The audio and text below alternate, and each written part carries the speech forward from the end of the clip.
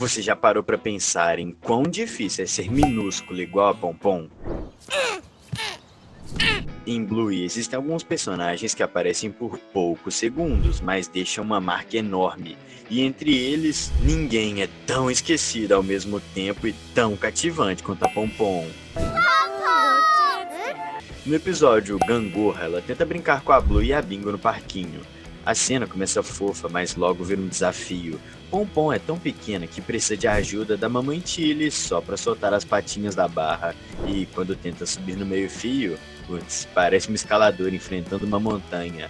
Mas o verdadeiro teste vem com a Gangorra. As crianças precisam se unir para levantar o Bandit que tomou conta do lugar e se recusa a parar de encher o saco. E a Pompom, achando que não vai fazer diferença, fica de fora.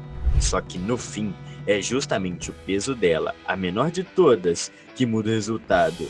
Ela é quem equilibra o jogo, provando que até quem parece insignificante pode ser essencial.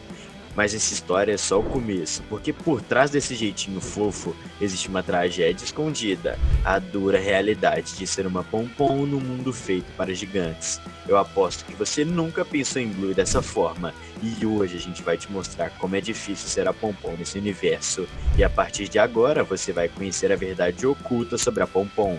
Pegue sua pipoca porque está começando mais um canal Planeta Teen.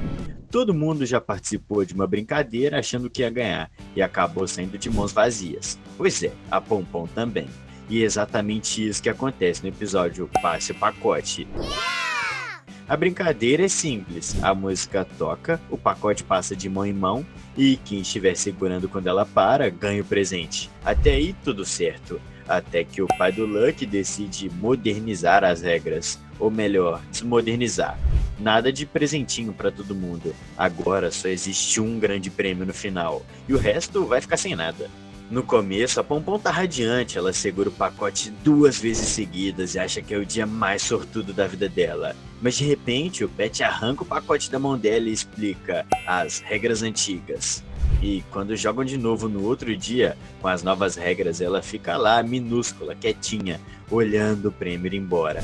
É a primeira vez que ela percebe que nem sempre esforço é recompensado e que o mundo nem sempre é justo com os pequenos.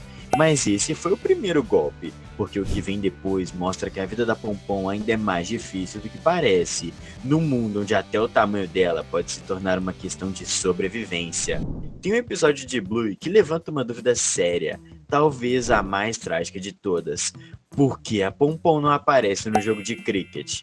Todas as famílias estão lá, os Healy, os Retriever, os Dálmatas, todo mundo. Mas e a Pompom, hein? E não é por acaso, porque quando o Rush entra em campo, ele simplesmente destrói os adultos. O garoto é uma máquina, ninguém consegue tirar ele de campo, nem mesmo bolando as maiores estratégias. Agora, imagina o que aconteceria se a Pompom estivesse ali. Ela é do tamanho exato de uma bola de cricket, um descuido, um giro errado, e pronto. A Pompom voa pelo ar achando que tá brincando, quando na verdade está sendo arremessada a 120 km por hora. Então, talvez ela simplesmente tenha decidido não ir por instinto de sobrevivência mesmo. E, sinceramente, ninguém pode culpar ela por isso. Mas essa ausência levanta uma questão ainda maior. Como uma cachorrinha tão frágil consegue viver num mundo que claramente não foi feito para ela? Se você sente pena dessa pobre doguinha, digita nos comentários a hashtag Pompom para ajudar, porque com o que vem pela frente ela vai precisar. Nem todo mundo sabe, mas Bluey esconde um passado sombrio. Um tempo antes das brincadeiras no quintal e dos jogos no parque, houve uma guerra entre cães e gatos. As pistas estão espalhadas pelos episódios. No episódio Bola de Yoga, o escritório do Bandit guarda uma máscara de gato aborígene, uma relíquia arqueológica que ele trata como troféu. E em Trabalhadores vemos o desenho de um cão das cavernas carregando um gato caçado. E aquilo não parece um desenho aleatório, parece uma pintura histórica. Imagina esse mundo antigo, bando de cães guerreiros enfrentando felinos silenciosos nas florestas da Austrália. Só os mais fortes sobreviveram. E é aí que entra a Pompom. Ou melhor, é aí que ela nunca entraria. Num cenário desses, uma cachorrinha do tamanho de uma bola de tênis não duraria um dia. Talvez a Pompom só exista hoje porque os cães venceram essa guerra e trouxeram paz. Mas a ironia é que, mesmo em tempos de paz, ela continua lutando contra o mundo, pois ele é grande demais para ela e uma vida que vive a lembrá-la de que ela ainda é minúscula. E se ser pequena fosse o verdadeiro campo de batalha da Pompom?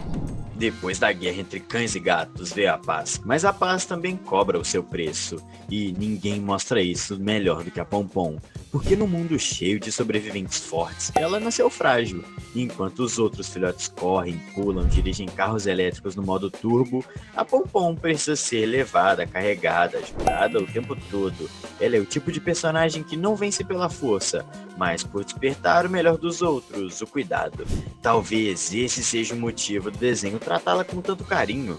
A Pompom é uma lembrança viva de que nem todos conseguem sozinhos e que às vezes o ato mais corajoso é aceitar ajuda.